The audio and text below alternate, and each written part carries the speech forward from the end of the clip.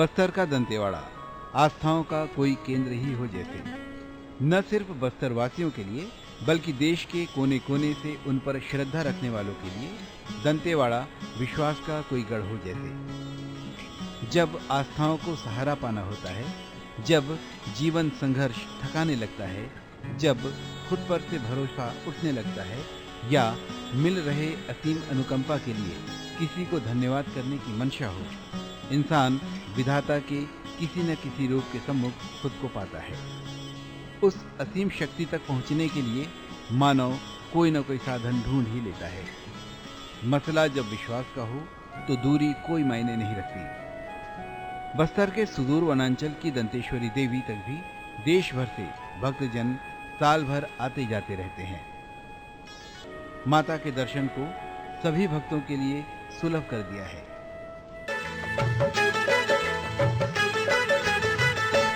अब ना रोको माँ के द्वार जाने दो। अब ना रोको माँ के द्वार जाने दो। माँ के द्वार जाने दो, मुझे एक बार जाने दो। अब ना रोको माँ के द्वार जाने दो। अब ना रोको माँ के द्वार जाने दो। प्रकृति की गोद में बसा छत्तीसगढ़ का बस्तर क्षेत्र इंसान को हर तरह से आकर्षित करता है। बहुत सी वजह हैं जो बस्तर अंचल को दर्शनीय और रमणीय बनाता है। बस्तर का अपना गौरवशाली इतिहास है, बस्तर का अपना सौंदर्य है, बस्तर की अपनी मान्यता है, अपनी परंपरा है।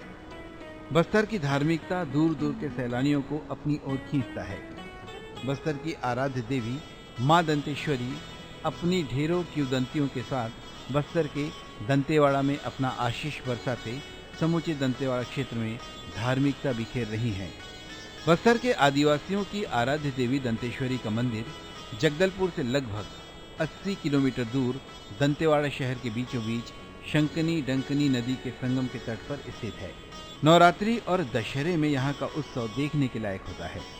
इस दौरान बस्तर क्षेत्र ही नहीं, देश विदेश के सैलानी भी यहाँ की यात्रा करते हैं। दंतेवाड़ा छत्तीसगढ़ प्रांत का एक शहर है जो कि दंतेवाड़ा जिले के अंतर्गत आता है। इस शहर और जिले का नाम यहाँ की स्थानीय देवी माँ दंतेश्वरी के नाम पर ही पड़ा है। अब और भी लोग दूर दूर से माँ दंतेश्वरी के दर्शन को यहाँ आया करेंगे और बस्तर का दंतेवाड़ा आस्था के मान से राष्ट्रीय पटल पर पहचाना जाएगा। बस्तर ही नहीं, बस्तर जो राजा जो थे उनकी भी इष्ट देवी है और बस्तर की जितने लोग रहते हैं यहाँ पे बसते हैं उनकी भी ये इष्ट देवी हैं। ऐसा यहाँ के लोगों का मानना है और भगवती के प्रति अटूट श्रद्धा है, अटूट विश्वास है और जो भी यहाँ जो कामना लेके आते हैं यहाँ के लोग, उनकी कामना अवश्य पूर्ति होती है। दंतेश्वरी मंदिर बनने के पीछे एक किंवदंती भी प्रचलित है। ऐसा माना जाता है कि बस्तर के पहले राजा काकातीया अन्नमदेव वारंगल से यहाँ आए थे। वे माता के बड़े भक्त थे। उन्हें दंतेश्वरी मैया का वरदान प्राप्त था। कहा जाता है कि अन्नमदेव को माता ने वर दिया था कि माता के साथ वे जहाँ तक जाएंगे उनका साम्राज्य वहाँ तक फैल जाएगा। मगर माता ने इस वरदान के साथ एक शर्त भी रखी थी कि राजा पीछे मुड़कर न देखें और मैया उनके पीछे पीछे चलेंगी। इस तरह से राजा चाहे जितना चाहे अपना साम्राज्य बना सकता है। राजा अन्नमदेव के रुक जाने पर और पीछे मुड़कर देखने का मतलब था कि माता का भी वहीं रुक जाना और साम्राज्य का भी वहीं तक सीमित हो जाना। अन्नमदेव ने चलना शुरू किया और वे कई दिन और कई रात चलते रहे। वे चलते चलते शंकनी और डंकनी नदी के संगम पर पहुंच गए। नदी पार करने के बाद राजा अन्नमदेव को माता की पैजनियां सुनाई देना बंद हो गई। उन्हें लगा कि माता कहीं रुक न गई हों और इस आशंका से उन्होंने पीछे पलटकर देख लिया तो पाया माता नदी पार कर रही थी। पानी में डूबे पैरों की वजह से पायल की रुंझुन सुनाई नहीं दे रही थी। राजा के रुकते ही मैया भी रुक गईं और उन्होंने आगे आने से इनकार कर दिया। वचन के अनुसार मैया के लिए राजा ने शंकनी डंकनी नदी के संगम पर एक सुंदर घर यानी मंदिर बनवा दिया। तब से मैया वहीं स्थापित हैं। दंतेश्वरी मंदिर के पास ही शंकनी डंकनी नदी के संगम पर मां दंतेश्वरी के चरण चिन्ह मौजूद हैं। ये भी कहा जाता है कि यहाँ सच्चे मन से की गई मनोकामनाएं पूर्ण होती हैं। वैसे दिल को सुकून और शांति की चाह वाली मुराद तो रास्ते की घनी वादियों में यूं ही पूरी हो जाती हैं। दंतेवाड़ा में मां दंतेश्वरी की काले ग्रेनाइट से बनी षष्ठभुजी मूर्ति अद्वितीय है।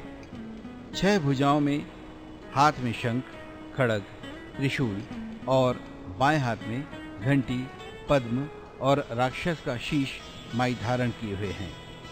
ये मूर्ति नक्काशी युक्त है और ऊपरी भाग में नरसिंह अवतार का स्वरूप है।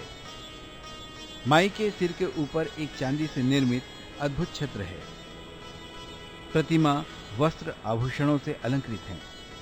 द्वार पर 2 द्वारपाल दाएं बाएं खड़े हैं जो 4 हाथों से युक्त हैं।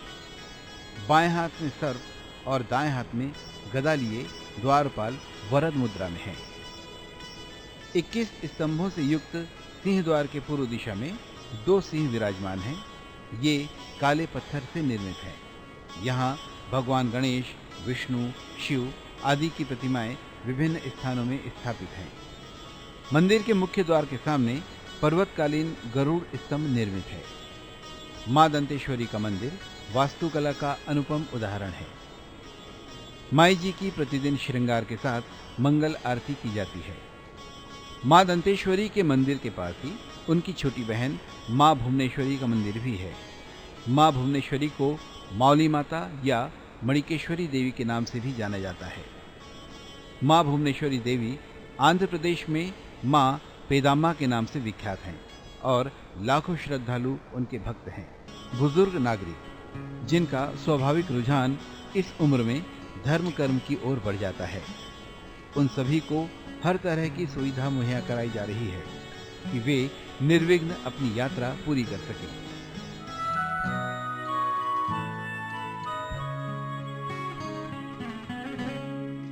जन जन की आराध्या मां दंतेश्वरी, जन जन की आराध्या मां दंतेश्वरी। कौन भला माँ से बढ़कर ममता भरी, कौन भला माँ से बढ़कर ममता भरी।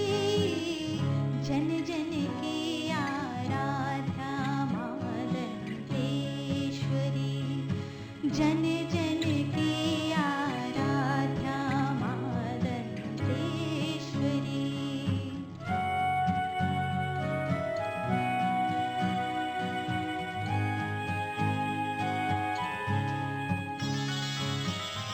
तू ही रक्त दंतिका माता सिंहवाहिनी, तेरे चरण पखारती शंखिनी डंकिनी। दूर दूर से तेरे दर्शन को आते हैं, श्रद्धा पूर्वक वो मन वांछित फल पाते हैं। महाशक्ति भुवनेश्वरी माहेश्वरी, महाशक्ति भुवनेश्वरी माहेश्वरी। कौन भला माँ से बढ़कर ममता